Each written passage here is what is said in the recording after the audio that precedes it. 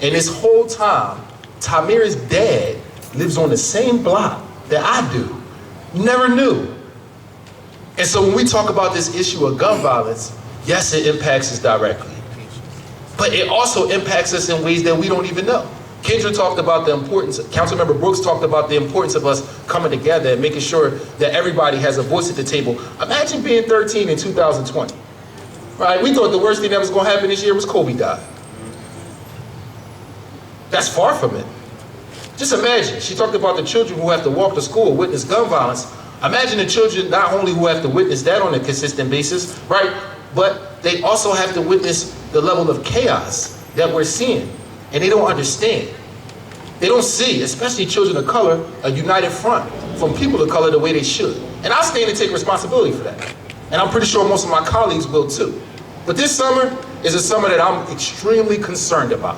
There's no playbook for coming out of a pandemic, as Councilman Jones says all the time. So I'm not quite sure what to do with our youth. I'm not quite sure what to do about gun violence. And I'm nervous and I'm scared. But what I do know is it starts with things like this. So I thank the district attorney for his leadership. I want to thank Councilmember Gaudier because this is something that she's been advocating for before she even got sworn in. And I'm hoping that as a collective, we can all step up and do everything we possibly can to support our young people. It starts with listening to them, right? I've been 14 and 15 before, but not post-pandemic. So I don't know what they're going through. I don't know what it feels like. But it's important that we have those conversations, we listen to them, and we do everything in our power to step up to make sure that we're providing quality resources and quality life experiences for them. I'll stop right there. I can talk about this all day. With that being said, I have the privilege of introducing someone who I've actually been quoting a lot lately because of his advocacy for poor people and people of color, because of his advocacy for economics and economic investment in the black community, and for his advocacy for black people in general. And that's Councilmember Derek Green.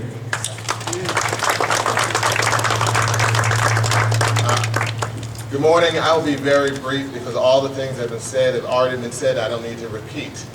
But I want to thank the district attorney and all of my elected colleagues, all the community advocates. But I think it's important that this press conference is being held right here in front of this establishment. Yes. When I've listened to Isaiah talk about Tamir and the fact that he lost his life before he got a chance to really participate in the Chosen League, what we don't know, what we lost as a city. Could he have been the next Siddiqui? Could he have been the next entrepreneur, either in West Philadelphia, North Philadelphia, Northwest, anywhere in the city of Philadelphia? See, all this is interconnected. Now, we had a $749 million deficit. Part of the reason we have such a deficit in our city is because of the lack of entrepreneurship, especially for people of color, especially for African Americans. So when we lose young people to gun violence, and we lose young people who get sent away, we're losing entrepreneurs. We're losing economic opportunity in our city that provides quality life and resources for all of us in the city of Philadelphia, no matter your background, your ethnicity, your religion. So all of this is interconnected. We all come through this experience, and we all come through this advocacy through different avenues, but it's all connected. That's why I'm proud to be here to support the district attorney, my colleagues in council, my colleagues in Harrisburg, and all the advocates that are here to make sure we address this issue of violence so we can stop additional violence going forward, and we have more entrepreneurs that can provide the resources for our city, and we don't have more death and tears over young men like Tamir who are no longer here. Thank you. And next we'll hear from my partner in so much of this work, State Representative Joanna McClinton. Thank you. I'd like my neighbors to join me. Pastor Herndon, Khan, Sadiq, come on up here. Kazar. People that live in this community, because this is where we live. This is where we live. We're here today because we're neighbors in this community, and we appreciate District Attorney Krasner for calling this press conference together to send a strong message. And that message is we want peace in our streets this summer. We don't want any more deaths. We don't want blood on these streets from our children. We don't want to cry. We don't want to have the heartache. We don't want to have the pain. There's a mother here whose children graduated from Boys Latin. Tahir Barnes was supposed to walk across that stage, but he was killed 3 summers ago in this neighborhood. So in addition to the faith leaders, to the business owners, to the folks who are mentors, black men unifying black men, we are coming together to let our children know you have a hope. You have a future. You're worth living. I don't hear any responses. Y'all know I'm a black preacher.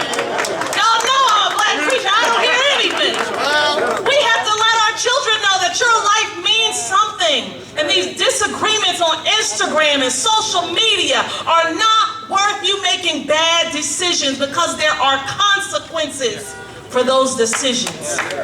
And you don't want to get the letters I get that say so-and-so's been in jail for 35 years and 40 years. We want you to live. We want you to be safe. And most importantly, we want to intervene. And my retired colleague, Representative Movita Johnson-Harrell, is here, and she fought hard to bring resources back to this community to interrupt the cycle. We can interrupt it. We don't have to accept it and say, oh, we just stuck. People gotta die. We can interrupt it. Can you say interrupt? We're here today because we're interrupting that cycle. And I cannot do it without my colleague, Representative Morgan Cephas, who starts on the north side. Come on up here from the 192nd Legislative District. It's always difficult to come behind a pastor. But seriously, I'm State Representative Morgan Cephas, and I have the distinct pleasure to represent the other side of West Philadelphia. So thank you for the pass. Sometimes I sneak down here to get a little bit of water ice. I know I don't let you know. But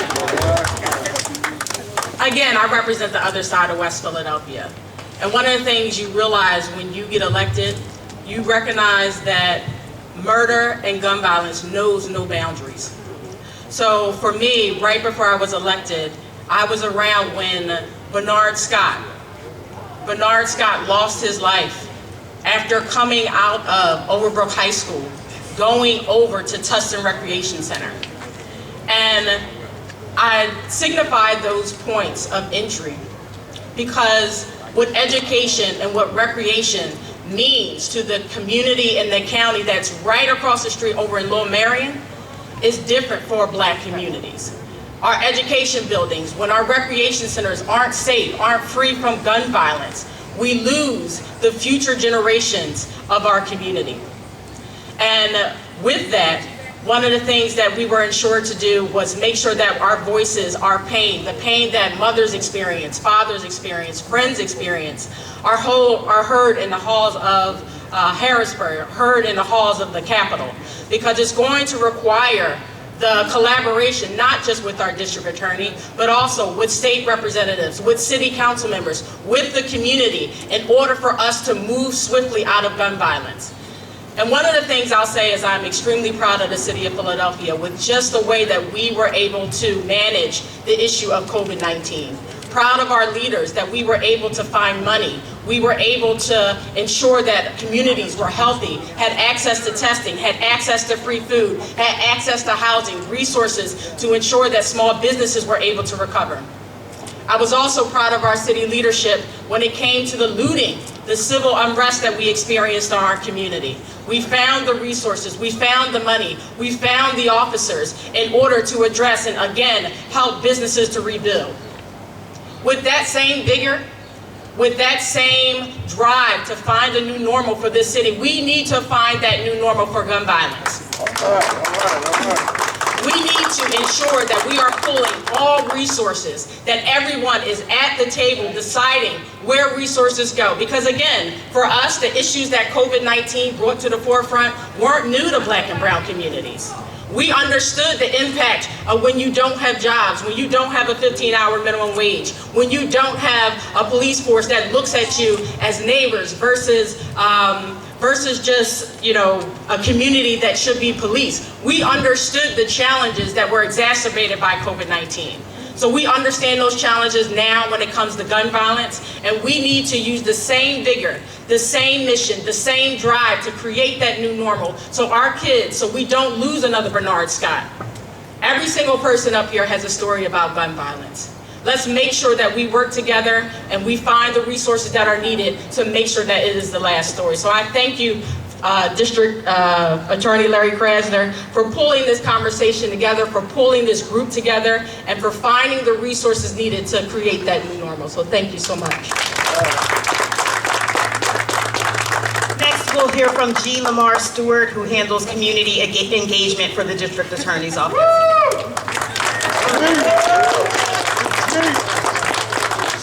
I'm grateful, and I want to thank District Attorney Larry Krasner for his vision to not only launch this collaborative, but to bring community voices to the table on a regular basis. None of this work can be done without those community voices. And so I'm grateful to work beside a great team in the community engagement unit, Rashawn Abdullah, Andriana Barrefield, and Seth Myers. But I want to yield my time to acknowledging the community voices that you have not heard, whether that's Pastor Clarence Wright from North Philadelphia, Pastor Kevin Johnson from Mount Airy, Andrea Custis from the Urban League, Bishop McNair from South Philadelphia. There are some others who I can't see. Kazar, Kenneth Nordine from Ron Waters, Donald Moore. There are others who are here. Bilal Qayyum, who's been fighting, and they're on the streets when we go back home. And so I want to acknowledge them because these are the persons who are really doing the prevention work and the intervention work on the streets, and none of this work can be done without them. So I'm going to yield the rest of my time to one of those organizations. Let me also say Black Men Unifying Black Men, because I know they're here. I want to yield the rest of my time to one of the organizations. There's an organization in SCI Phoenix called Man Up SCI Phoenix. These are men who are behind the bars, who are behind the walls, I should say, who are mentoring other men who are there, who will be coming home, that they might be productive citizens once they return home, and begin to help with the fight towards ending gun violence. So I'm going to bring up Robert Ivory, as well as Radhi Hammett from Man Up SCI Phoenix, two who are returning citizens, one who just came home, and they're doing some great work. Ladies and gentlemen, thank you. I'm going to get past it to my corporate liaison here, Radhi Hammett, in just a moment, but I just want to speak for just a moment. I want to acknowledge my president of the Man Up organization, Mr. Tyree Wallace, and also the vice president, Mr. Anthony Sutton. Both these men are serving time at SCI Phoenix, and they're trying to get their cases overturned. I wanted to say that just briefly. I am the executive director of program development and implementation for the Man Up organization in the SCI Phoenix incarcerated community, which houses 4,000, in excess of 4,000 inmates. Each week, every Saturday in the chapel, we had 400 plus men that came down. Many of these men lived in these communities that we talk about right here, and they were some proponents and adherents to gun violence.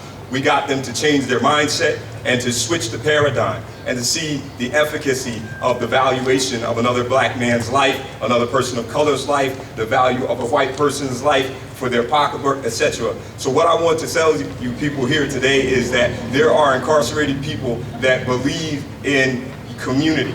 And this is all about community. This is all about building up the community, reinforcing the community, and instilling in these young black men some self-dignity, some self-respect, and some self-esteem.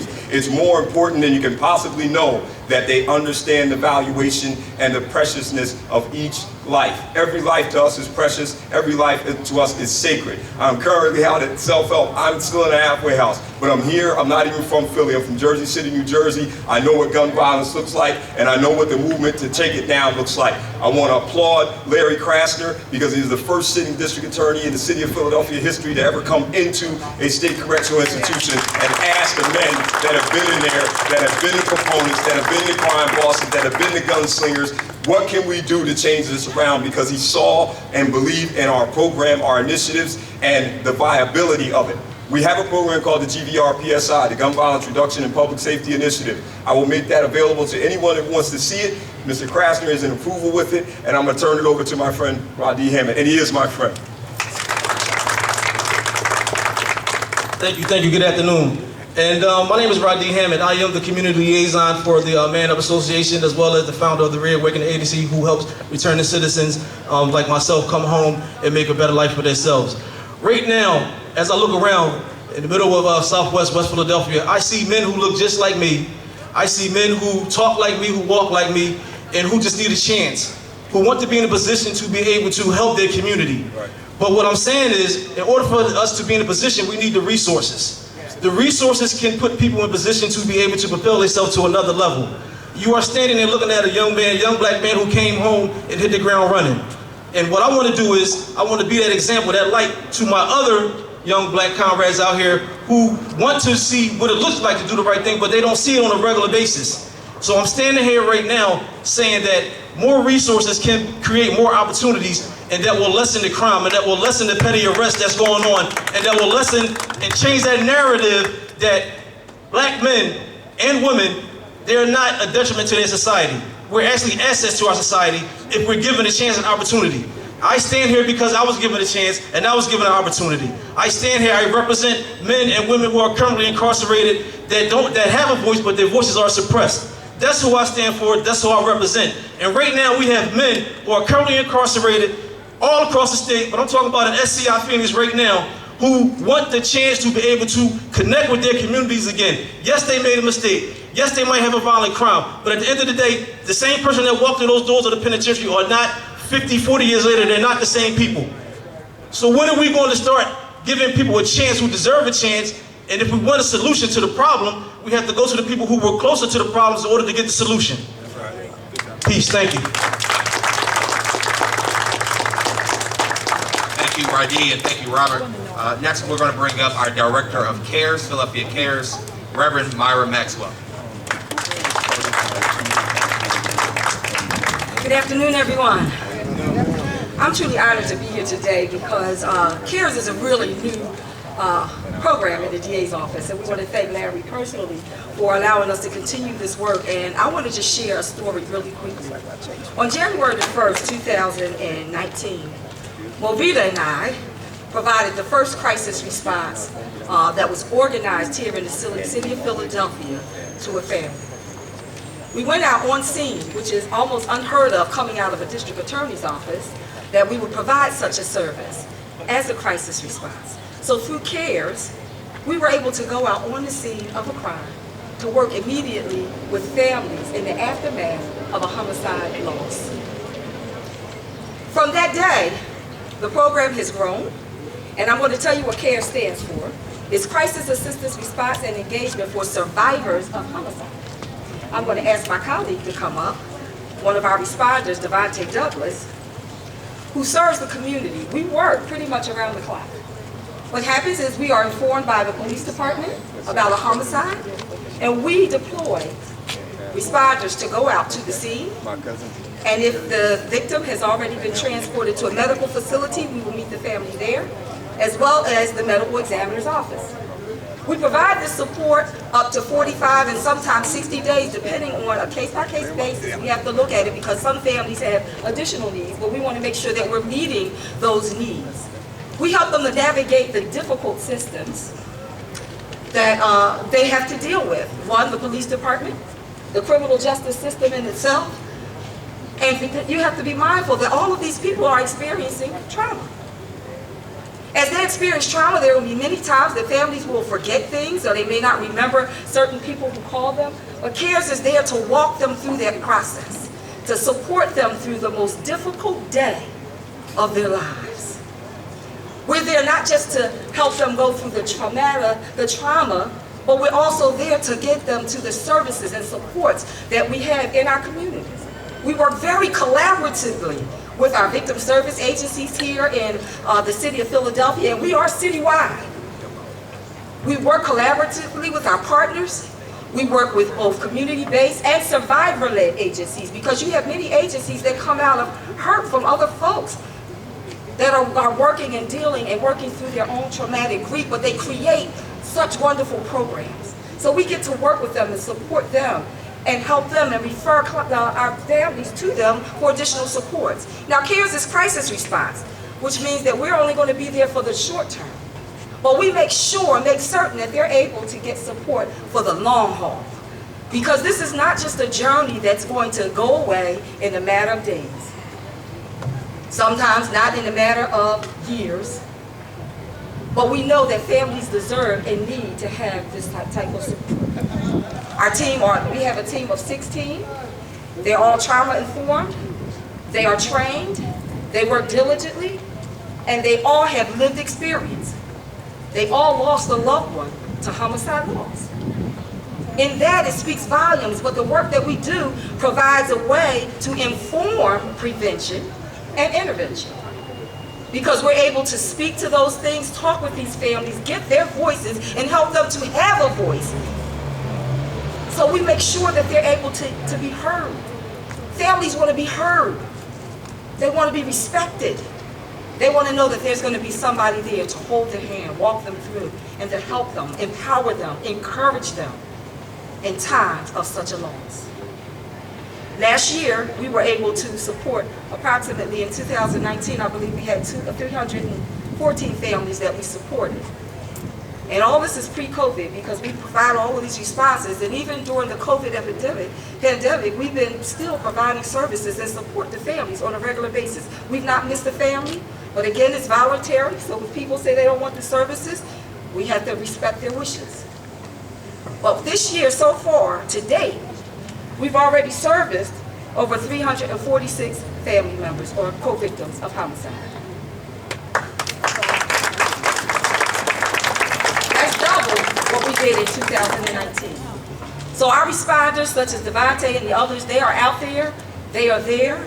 They will go to the family's home. We still, if you notice, we have shirts, we have social distancing, so we're still going out and meeting families in their homes. We're still providing services and support where we can, but we are mindful of social distancing because we want to respect the families. We don't want to go in and cause harm.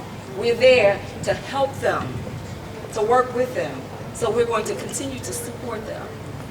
So with that being said, I encourage everyone here, please, take the opportunity, give us a call, and find out what we can do. We'll come out, we'll meet with you in your communities as we meet with the families. But we know that it's important to have community involvement and engage in the work that we do. And CARES is here to support everyone as much as we can, because believe it or not, many of us are co-victims, whether we realize it or recognize it or not, because we all are affected. And if we look at the past weeks, we can see that we've all been affected by homicide loss. So we're here to give you the support and help you. We do have therapeutic supports that we partner with. We make sure that families are getting all of their rights are respected. And we are certainly here to make sure that they know what services they can actually go to in their own communities. We try to make sure that we support them in their own communities so they don't have to go outside of their communities to get the support and services. So we need your help. So we will be reaching out to the community again, and thanks to Gina Moore, who's been spectacular in putting these things together. We're grateful to that. And if you ever see somebody that's at the scene of a crime with the orange on, it's because most of our families are affected by gun violence. So we want you to know that we are here to support you. And if there's anything we can do, please don't hesitate to reach out to us. We speak at any events that you have. We'll come to your office. We'll talk to you personally. But we certainly want to make sure that families in our communities are getting the best possible services that they can get. Thank you.